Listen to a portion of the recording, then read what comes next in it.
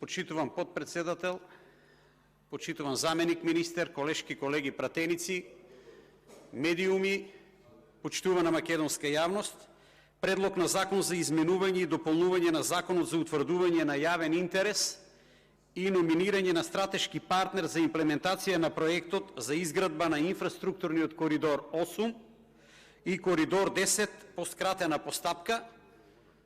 Навистина долг наслов, да бидам саркастичен уште на самиот старт, можело да биде и предлог на закон за стекнување на огромно богатство. Што ни сервира владата? Со предлозите за измена и дополнување се уредуваат деталите во врска со планирањето, проектирањето, изградбата и употребата на дел од коридорот 8 и дел од коридорот 10Д. Се дефинираат како проекти од национален интерес и се номинира стратешки партнер за реализација. Исто така, од владата, со овој предлог на закон се овозможува поедноставување на прометот и ослободување од данок на додадена вредност и акциза на енергенти за прометот на добра и услуги кој е извршен кон инвеститорот од страна на стратешкиот партнер, како и прометот кон инвеститорот за цели на проектот од овој закон. Уште сме во делот на она што владата го сервира со овој предлог на закон. Исто така се предвидува ослободување од данок на додадена вредност, увозни давачки, акциза на енергенти и данок на моторни возила на увозот кој е извршен од страна на стратешкиот партнер за цели на проектот опишан во самиот закон.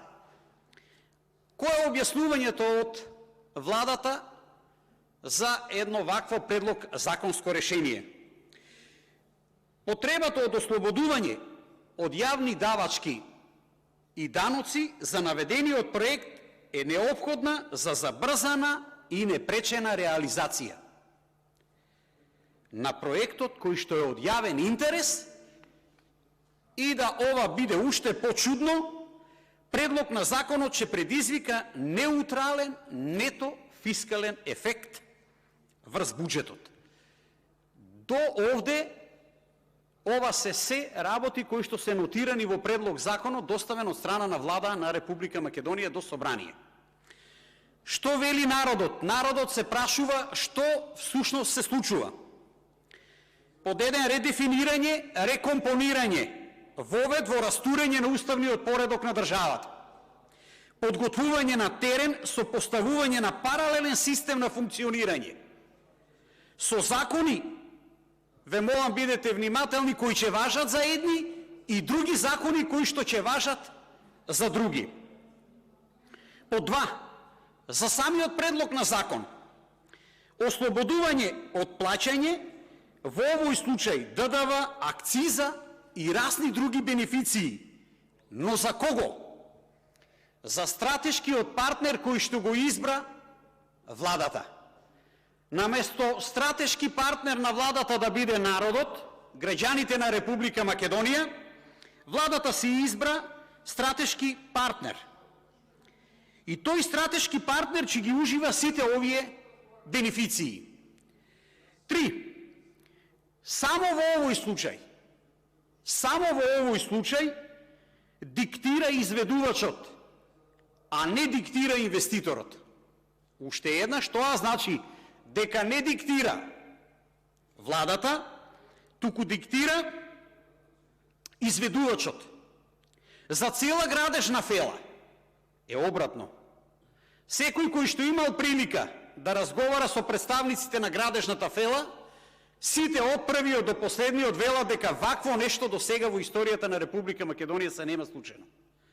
Значи, секој пат се знае кој треба да ги диктира условите.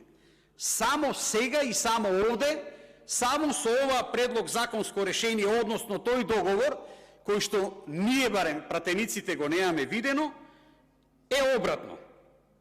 4.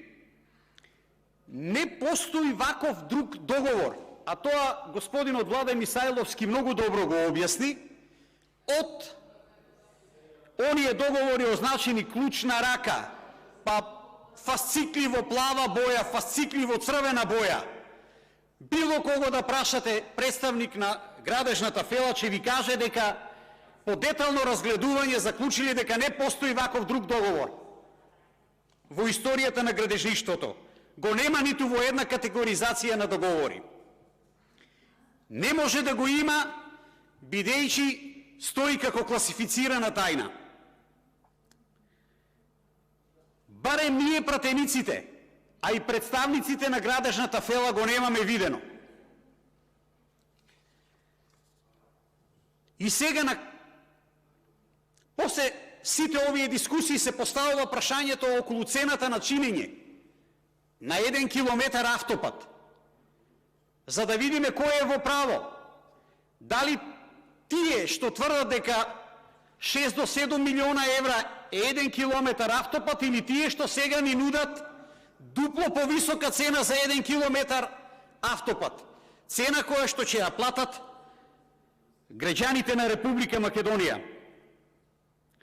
И тоа на самиот старт 1,3 милиарди евра. Но доколку цената се зголеми, тогаш нема да биде ниту 15 милиони евра, туку на крајот ќе излезе дека сме можеле за истите пари да направиме дополнителни 100 километра автопат. Ова, почитувани мои, мислам дека сите го знаат во Република Македонија, мега популарна музичка група, нејзината нумера и транслейтот на Google. Автопат до пеколот. За најголемиот број на македонски граѓани, цената која што треба да ја платиме е еднаква на автопат до пеколот овде на земјата во Република Македонија. За најголемиот број на македонски граѓани. Само за една мала клика на луѓе, тоа ќе биде автопат до рајот на земјата. За сите нас останати ние ќе платиме премногу висока цена. За да се продолжи лагодниот живот на тие, сега се потребни не десетици, не стотици милиони евра, сега милиарди евра. Но јас на крајот не сакам да должам повеќе, само ќе споменам дека броени се деновите, за секое злосторство има одговорност и на крајот ќе има и казна. Ви благодарам.